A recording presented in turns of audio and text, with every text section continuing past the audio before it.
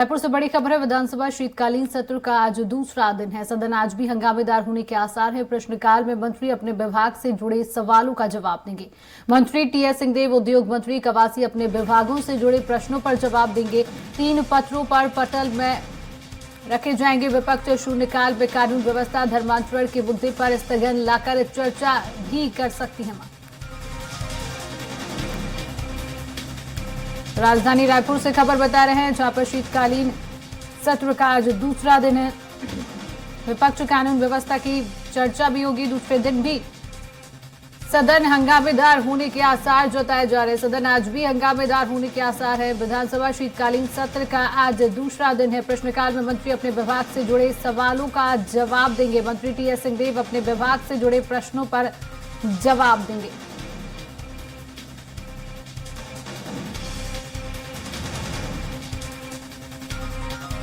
तो बड़ी खबर है राजधानी रायपुर से, जहां पर विधानसभा शीतकालीन सत्र का आज दूसरा दिन है। आज दूसरे दिन भी सदन हंगामेदार होने के आसार जताए जा रहे हैं। प्रश्नकाल में मंत्री अपने विभाग से जुड़े सवालों का जवाब देंगे। मंत्री टीएस सिंहदेव अपने विभाग से जुड़े प्रश्नों पर जवाब देंगे। विपक्ष कानून व्यवस्था की चर्चा की मांग कर सकता है।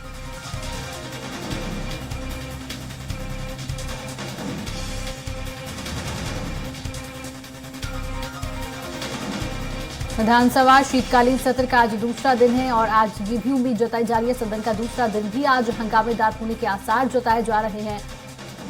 विपक्ष कानून व्यवस्था की चर्चा की मांग करते हुए नजर आ सकता है।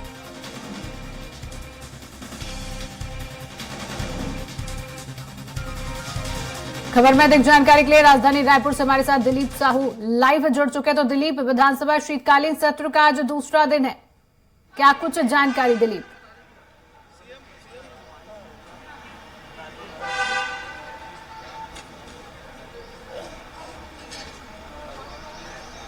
दिलीप, क्या आप तक मेरी आवाज पहुंच रही है?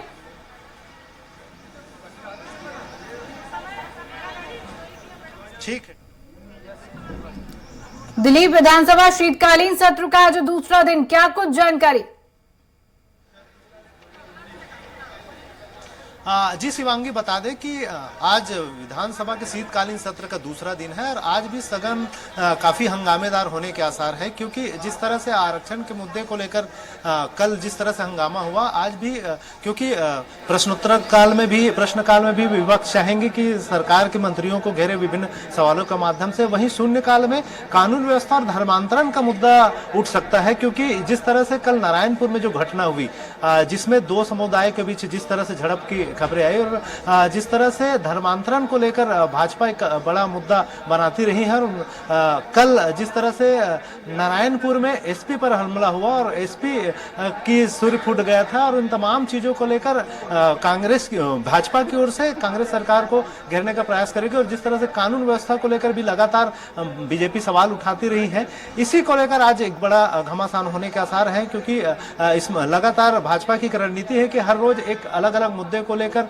स्थगन प्रस्ताव लाकर वो चर्चा कराने की प्रयास कर रहे हैं। तो हो सकता है कि आज कानून व्यवस्था और धर्मांतरण के मुद्दे को लेकर स्थगन लाएंगे और उस पर चर्चा कराने की मांग करेंगे। इस मुद्दे को लेकर हंगामा होने के आसार है। इसके अलावा आज ध्यानाकर्षण में प्रमुख रूप से जो नेता प्रतिपक्ष नारायण चंदेल है, वो बलरामपुर रामानुजगंज में जल संसाधन विभाग के संभाग द्वारा जो मुआवजा वितरण में की राशि अनियमितता का जो मामला है, उस मामले को वे उठाएंगे और इस ओर जल संसाधन मंत्री का ध्यान आकर्षित करेंगे। इसके अलावा जो कांग्रेस के वरिष्ठ विधायक है सत्यनारायण शर्मा, वे भी एक बड़ा मुद्दा ध्यान आकर्षण में उठाएंगे। जो रायपुर में एक्सप्रेस वे के जो निर्माण हुआ है, उसके निर्माण में जिस तरह से गाइडलाइन का पालन नहीं होने की बात का मुद्दा बनाते हुए उठाएंगे और लोक निर्माण मंत्री का ध्यान आकर्षण करेंगे। बता दें कि जिस तरह से एक्सप्रेस वे का निर्माण हुआ है, और क्योंकि बीजेपी का शासनकाल में इसका निर्माण किया गया था और फिर से इसको तोड़ के बहुत जगह पर जिस तरह से दरारें आई थी या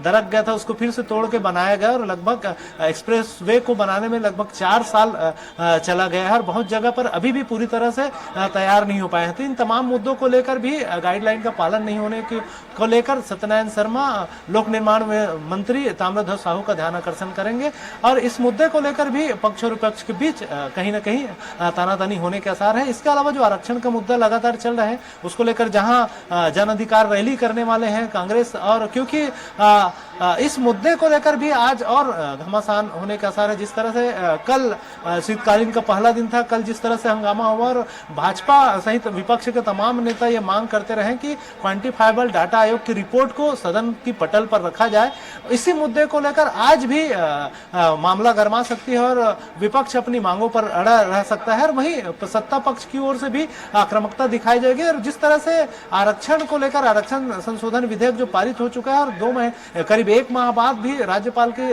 दस्तखत नहीं हुए, इसको लेकर कहीं ना कहीं कांग्रेस के नेतागण है, मंत्रीगण है, ये भाजपा नेताओं पर सवाल उठाते रहे हैं कि जिस तरह से भाजपा आरक्षण संशोधन विधेयक को लेकर उनकी जो स्थितियां हैं, पहले जिस तरह से मांग कर रही थी कि आरक्षण विधेयक पारित हो, लेकिन पारित होने में सर्वसम्मति जी दिखाई। दिलीप, आगे आपसे और भी अपडेट लेंगे। विधानसभा की कार्रवाई पर नजर बनाए रखिए।